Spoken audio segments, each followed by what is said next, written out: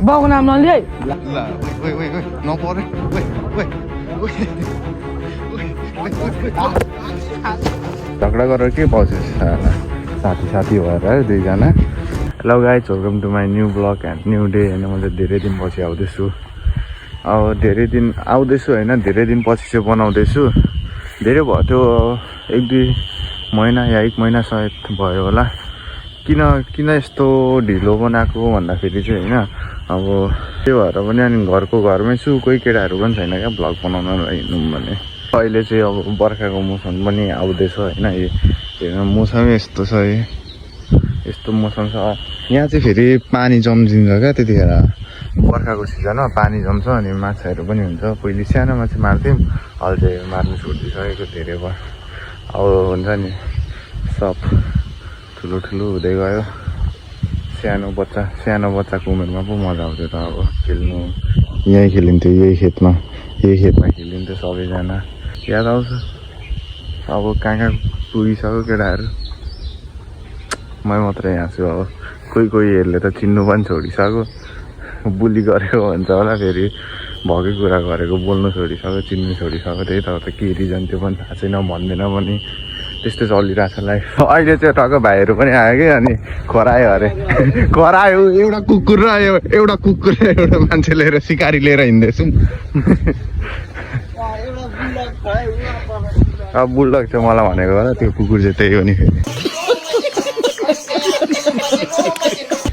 अहिले खरायो मार्ने अरे केही नभएको मान्छे काम नपाएर म चाहिँ यसो कन्टेन्ट हुन्छ भनेर हिँडेकै। फेरि यिनीहरू फेरि होइन काम नपाएको मकै चोर्नु आएको अरे यिनीहरू। फेरि मकै खानु पाएको छैनस्? मकै खानु पाएको छैनस्? मकै खानु पाएको छैनस्? मकै हेर्न फेरि खिच्चा नगर्नु, हेर्न लौडा जस्तो मैले मकै भाजिसक्यो, यता फेरि चोरो भन्छ। चौली बोकेर रेडी भइसकेछ फेरि। अच्छा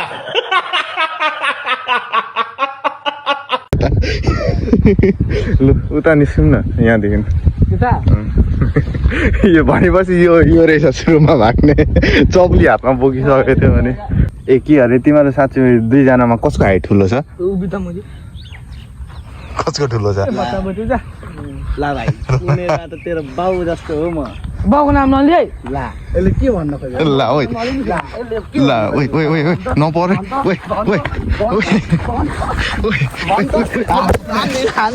ओइ जामा लाउनेहरू झगडा गरेर के बसेछ साथी भएर दुईजना।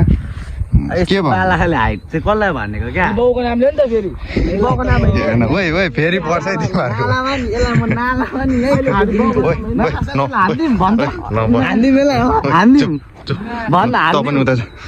एक काम कर 200 रुपए दे और 50 रुपए काट ओवर एक्टिंग की वजह से। अहिले म तिमीहरू दुईजनालाई हान्छु है अहिले।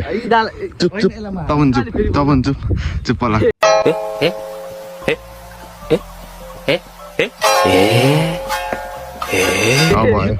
यत्रो छैन दुईजनामा हाइटको सुशान्त भाइलाई जिरे भन्दिन थियौँ त, यसले भन्न चाहिँ के खोजेको? मलाई पुर्के भन्न खोजेको नि।